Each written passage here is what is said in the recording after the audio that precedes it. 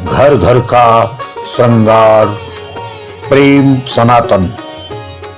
हमारे YouTube channel प्रेम सनातन TV को like करें, सब्सक्राइब करें और सबसे पहले वीडियो पाने के लिए आप घंटी के बटन को दबाएं।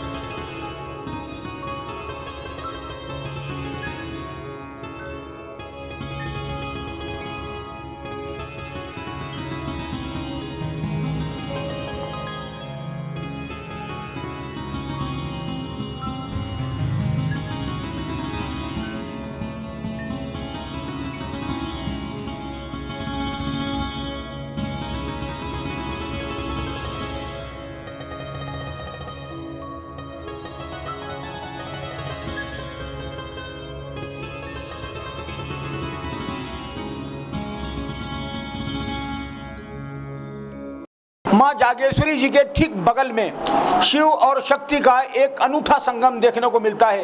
एक तरफ शक्ति मां यहाँ विद्यमान है, वहीं शिव भी साक्षात यहाँ विद्यमान है। सबसे खास बात यह है कि इस मंदिर के अंदर जितनी भी मूर्तियां हैं वो हजारों हजार साल पुरानी बताई जाती हैं। द्वापर युग या उससे पहले के युग के आसपास की इन मूर्ति होने के प्रमाण यहाँ के लोग देते हैं। फिलहाल हम राजराजेश्वरी के दर्शन कराते हैं आपको।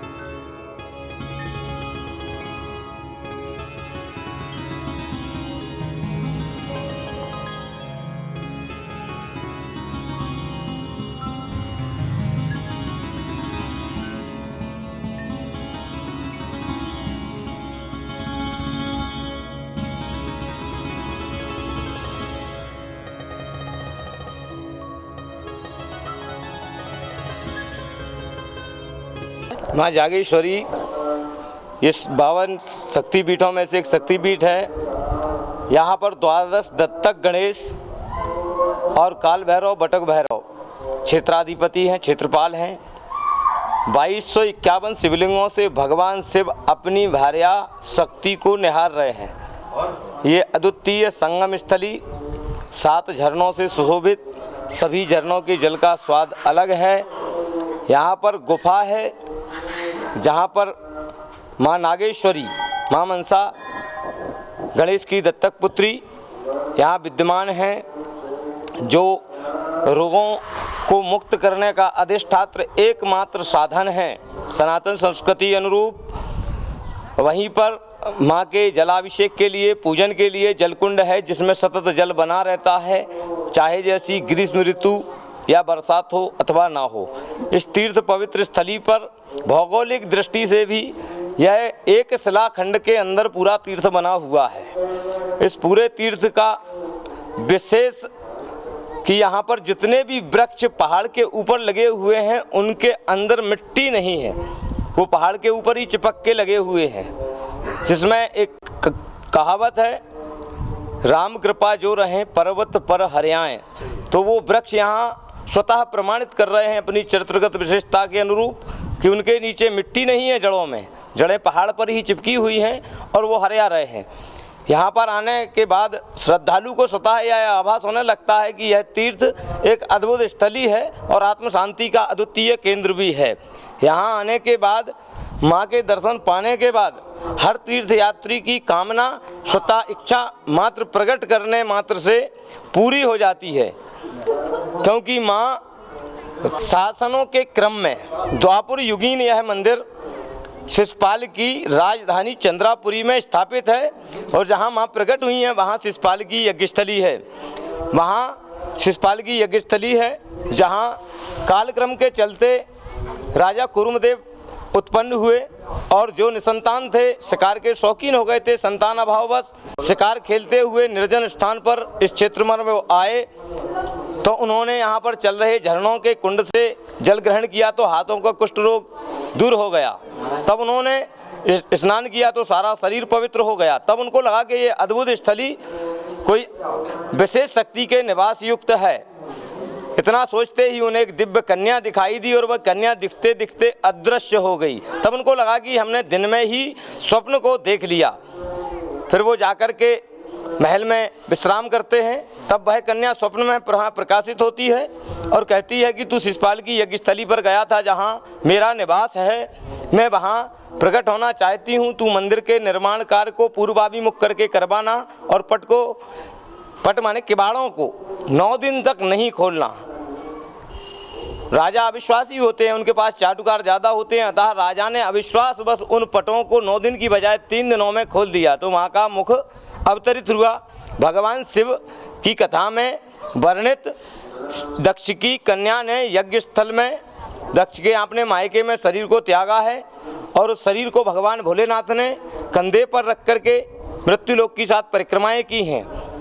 तब भगवान विष्णु ने देखा कि सब रूपी माया के वशीभूत होकर के भगवान शिव मृत्युलोक भ्रमण करने लगे हैं, तो उन्होंने सुदर्शन चक्र को आदेश दिया कि जाओ और सती के अंगों को 52 रूपों में बांट देना और जहाँ भगवान शिव का कोई अति प्रिय निवास करता हो वहाँ इनको अवतार दे देना।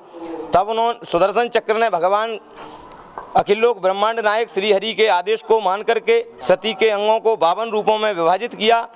प्रश्न ये आता है कि मृत्युलोक तो पूरा विश्व है, सभी चीन, जापान, अमेरिका, आखिर हिंदुस्तान भारत भूमि में ही ये तीर्थ क्यों? तो उसका मूल कारण है माँ गंगा जटाओं से निकलकर भगवान शिव की भारत भूमि में उद्गम कर रही हैं। अतः ये 52 तीर्थ माँ गंगा की वजह से हिंदुस्तान की पवित्र स्थली पर अवतरित हैं। यहाँ पर माँ का मुख है और मुख के साथ भगवान शिव 2251 मुखाकृतियों के साथ नेत्रों से अपने भार्या को निहार रहे हैं। ये अद्वितीय स्थली शिव और शक्ति का अद्वितीय संगम केंद्र है। द्वापर युगीन यह क्षेत्र तीर्थ नगरी होने के कारण अत्यंत रमणीय और ओतप्रोत भावनाओं से और आध्यात्म स्थली है। आज की चंदेरी, वो चंदेरी जहां मां जागेश्वरी विद्यमान है। द्वापर युग में हम जब जाते हैं तो चंद्रापुरी चेदी के नाम से इस स्थान को जाना जाता था और उस समय इस स्थान का राजा हुआ करता था शिशुपाल। शिशुपाल भगवान श्री कृष्ण की बुआ और रुक्मणी का भाई था। भगवान श्री कृष्ण ने रुक्मणी से जबरन विवाह किया था। इस बात को लेकर के शिशुपाल उनसे नाराज रहता था। शिशुपाल हर तरीके से भगवान श्री कृष्ण को मिटा देना चाहता था। यही कारण था कि जब जरासंध बार बार मथुरा पर हमला कर रहा था, उस समय जरासंध की मदद शिशुपाल बार बार किया करता था। गालियाँ दी और जैसे ही उसने गाली दी, भगवान श्री कृष्ण ने अपने सुदर्शन चक्र से शिशुपाल की गर्दन काट दी थी। फिलहाल ये शिशुपाल की राजधानी रही है। हाँ, आज भी यहाँ शिशुपाल के वो तमाम अवशेष, तमाम से खंडहर यहाँ विद्यमान हैं। हम आपको दिखाएंगे शिशुपाल की यज्ञशाला, शिशुपाल का वो राजमहल और शिशुपाल के समय की वो तमाम से स्मृति चिन्ह जो आज भी चंदेरी अपने आगोश में समेटे हैं। माँ जागेश्वरी मंदिर के ठीक बगल में ही है ये एक पौराणिक स्थान। किंवदंती ये कहती हैं कि ये शिशुपाल की यज्ञशाला थी।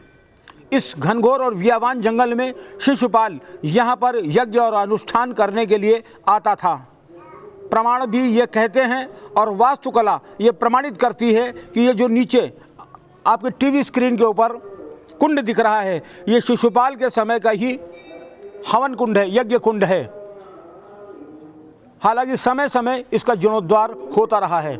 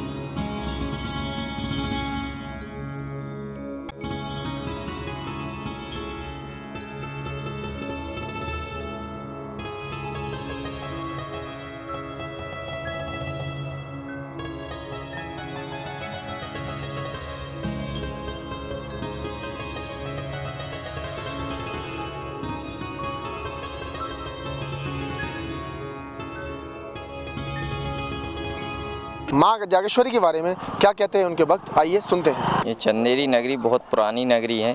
ये द्वापर काल से है। यहाँ के राजा शिशुपाल रहे हैं। फिर इसके बाद यहाँ के राजा मेदिनी राय रहे हैं जो बाबर के टाइम पे।